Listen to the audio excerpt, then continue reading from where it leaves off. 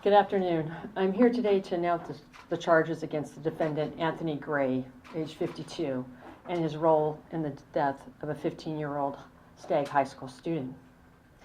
On Monday, April 18th, Stockton Unified School District Police Department and the Stockton Police Department responded to a call at Stagg High School.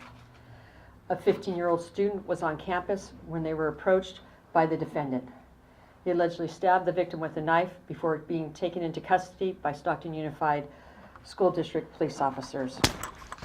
Today, the defendant was arraigned on the following charges.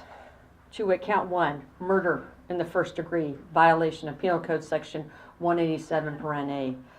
Special circumstance, Penal Code Section 190.2(a)(18), to wit, torture. He also was charged with the personal use of a non-firearm, a knife, in violation of Penal Code Section 12022(b)(1). He was further charged with corporal injury to a child, violation of Penal Code Section 273(d)(a), infliction of great bodily injury and death from the personal use of a non-firearm, to wit, a knife.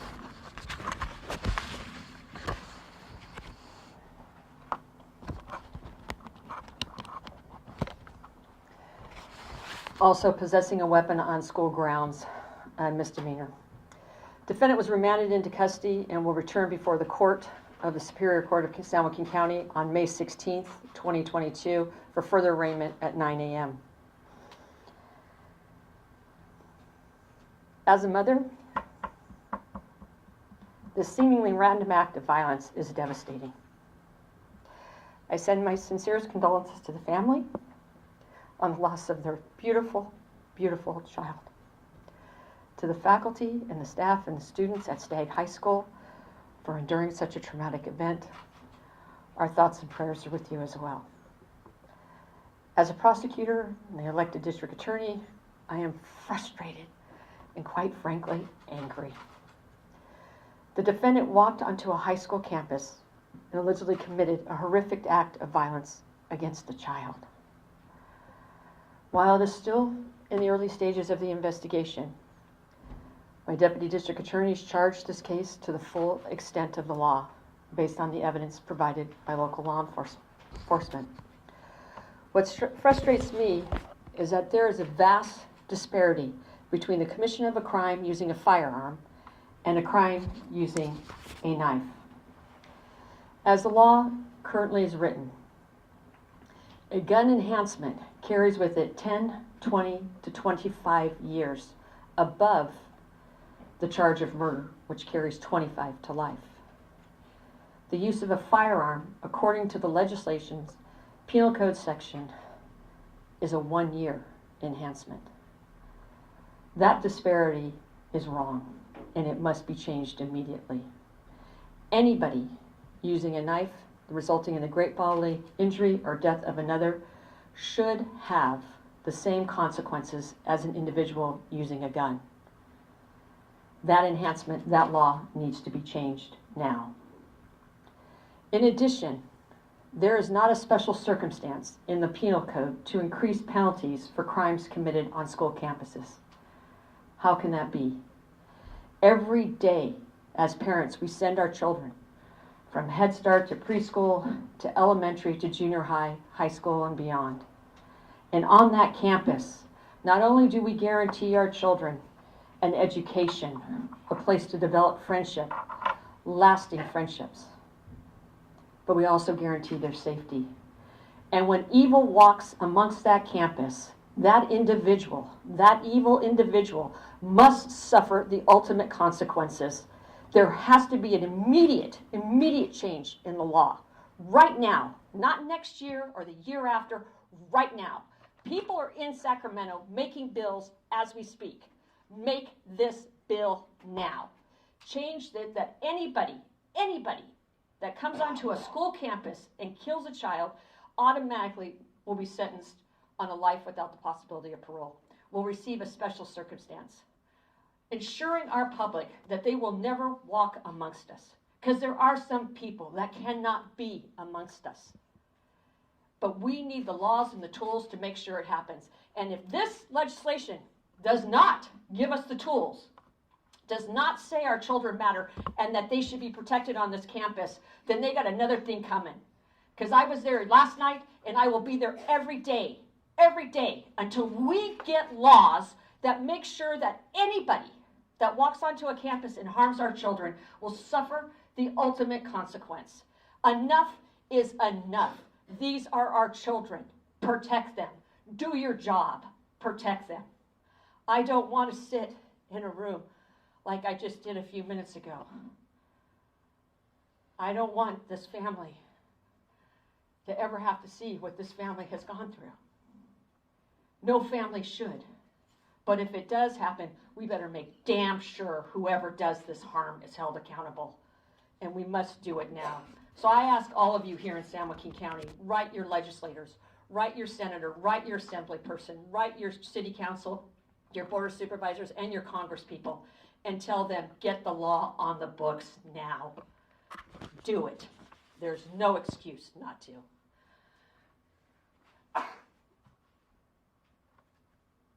I want to thank some people today because what happened should not have happened. But they're on our front line. That's our teachers, our police department, our Stockton Unified School District Police Department, our staff and students at Stagg. They should have never had to see this. They should have never had to endure it, and they shouldn't have lost their good friend. She should be here with us today.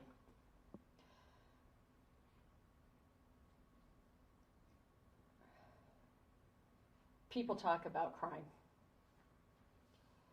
But if this legislature's, if they don't give us the tool to hold people accountable for the ultimate evil acts of killing children on a school campus, then we don't have the tools and the resources we need to hold these people fully accountable.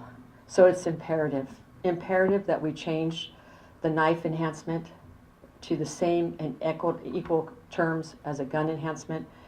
And it is imperative. I'm shocked across the nation that we do not have a special circumstance enhancement for the taking of a life of a child while on a campus.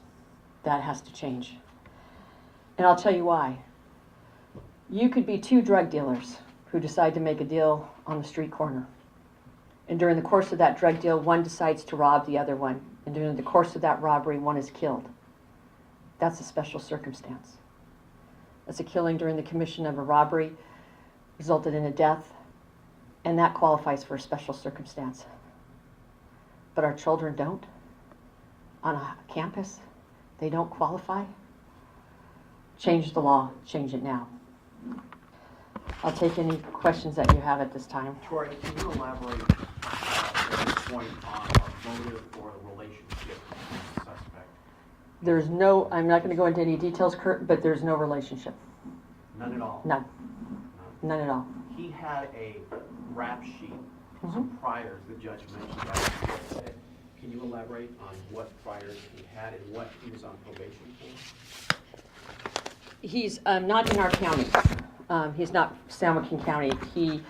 His crimes originated out of like Santa Clara, San Jose, and Napa. They go back a number of years to 1989, beginning in that time. That's going to be public record and listed. I have to, but he is currently not he's not under our probation terms and conditions. Do you know what probation he was under from the other counties? He had prior conviction for, back in 1989, for receiving stolen property, a felony in 1989, a violation of 496. In 1990, he had a violation out of, for 11351, which is the purchasing and sale of a controlled substance, narcotics, out of San Jose area as well, San Jose, Santa Clara area. He then had also a misdemeanor, 11550, which is under the influence, and as I spoke to the 11351.5.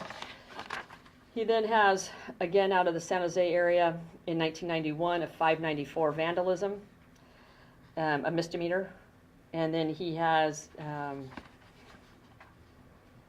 his probation is revoked, and he goes back in on the first case that I mentioned, the 496. He then comes out, and he, in 96, has some more violation of probations. He's sent back to prison, and in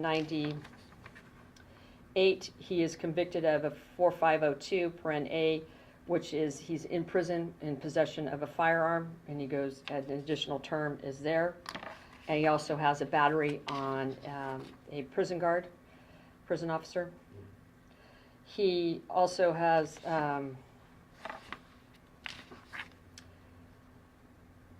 in 2012, he has out of the Napa area, he has a 245 A1, a misdemeanor, A4, a misdemeanor assault with force, a 243 C2, a battery against a police officer to a felony. There's 2 counts of that. He is sentenced to state prison and then released. And then and that's the most recent history we have on him.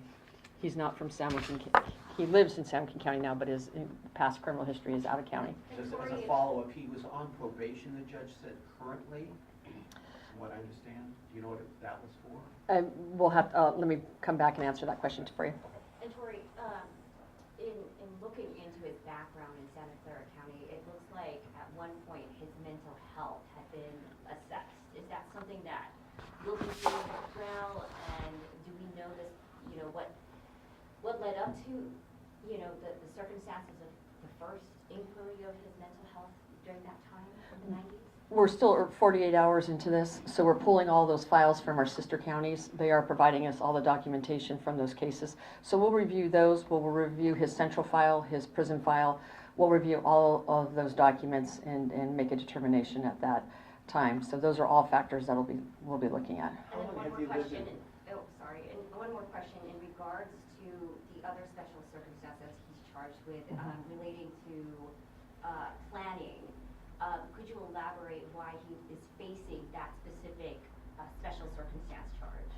He's facing the special circumstance of torture, and I can't go into any more detail than that because it would be getting too case specific. By law, I'm prohibited from trying the case in the public, as you guys know. So I can't go into any further detail than that. But we do believe that we have the elements to prove torture. Is there any indication that this man had been seen around the campus or seen around the community in the run-up to this attack? Can't go into those kind of details at this time. All right, but I do know that he did have a job, and he was employed. He had a residence, a vehicle, and a cell phone. Was the probation officer required to let you know he was in the county at all? And how long has he been here? The questions in regards to his probation, I'm going to come back to, okay? What kind of job, you don't have to get specific employer, but what type of employment? He worked in a warehouse. Warehouse. Does school have cameras that actually recorded the event? All of that evidence will be presented at the preliminary hearing. How much will all of his past history factor into if he is convicted of his years in prison?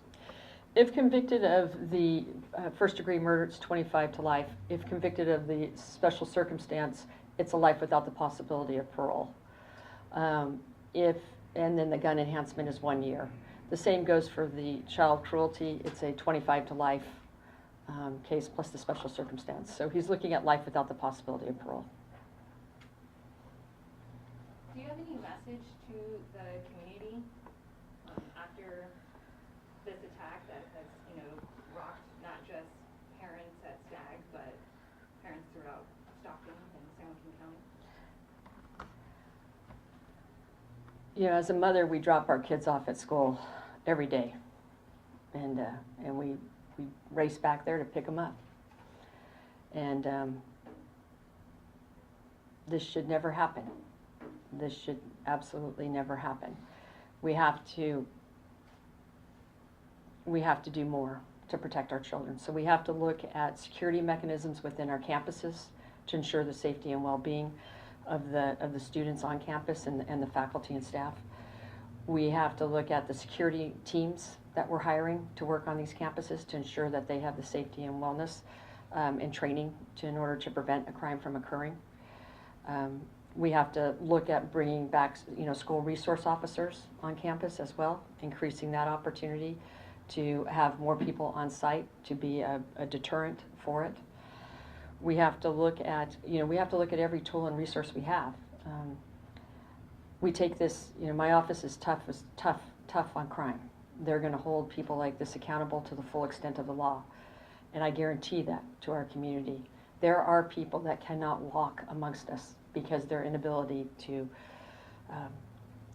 function in a manner that is safe for others. And those people are fully held accountable in my office. We have about a 95 to 98% conviction rate. And we use every tool and resource we have. But when we have laws in place that don't protect children but protect drug dealers, then the law has gotten out of control. And so we have to change the law to ensure that any crime that occurs on a campus receives at least a 25-year enhancement above the charge that is there, or better yet, a special circumstance created for this. Because we have to protect our children. But more importantly, we have to make sure it never happens. So we have to invest in resources to do intervention prevention, mental health, substance use, things like of that nature.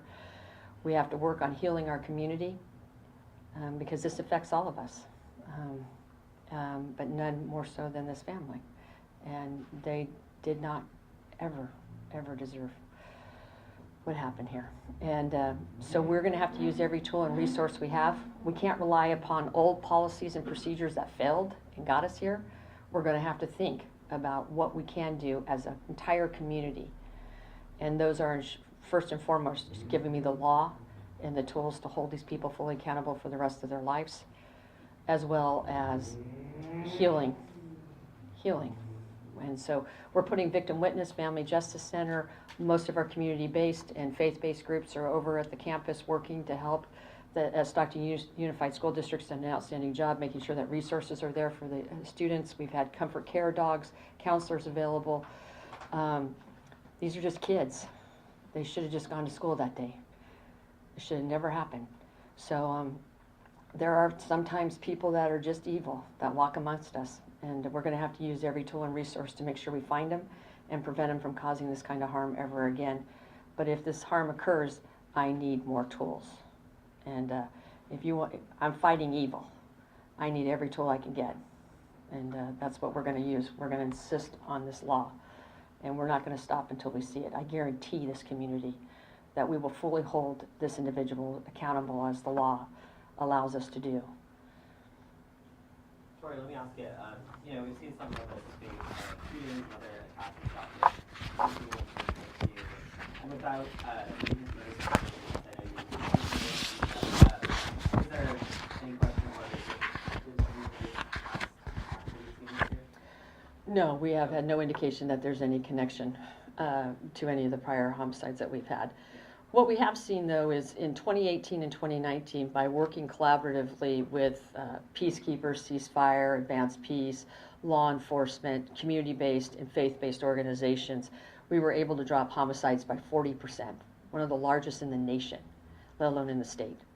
And COVID came, and none of us knew, we thought this was going to be 2 weeks. It turns out being 2 years.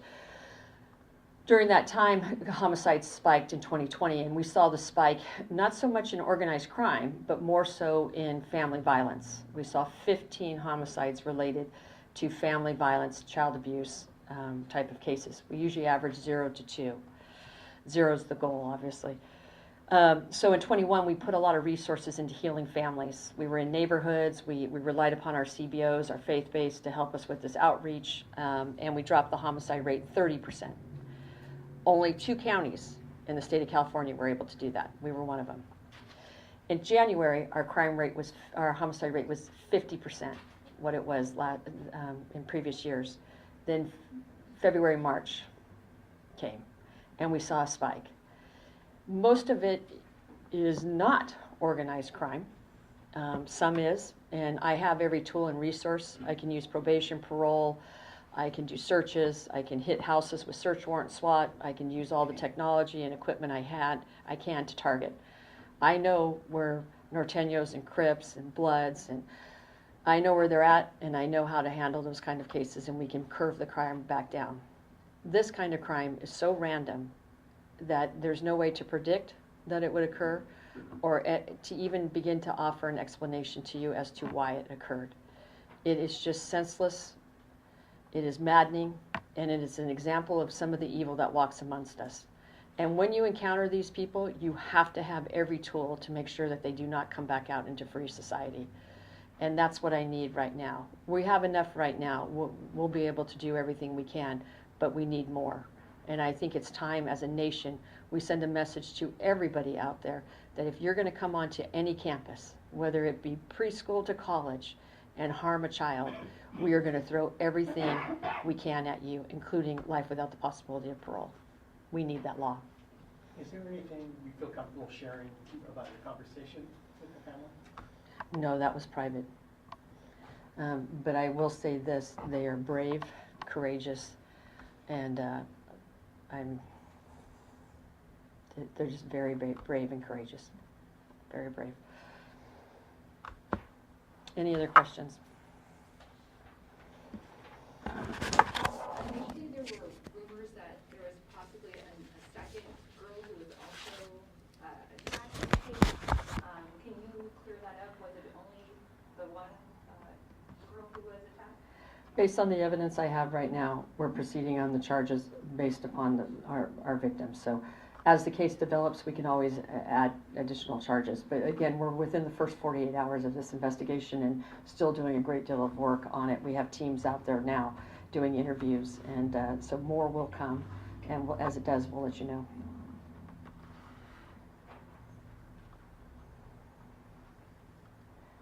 Do you want to say anything? I think that'll be it for us today. Thank you.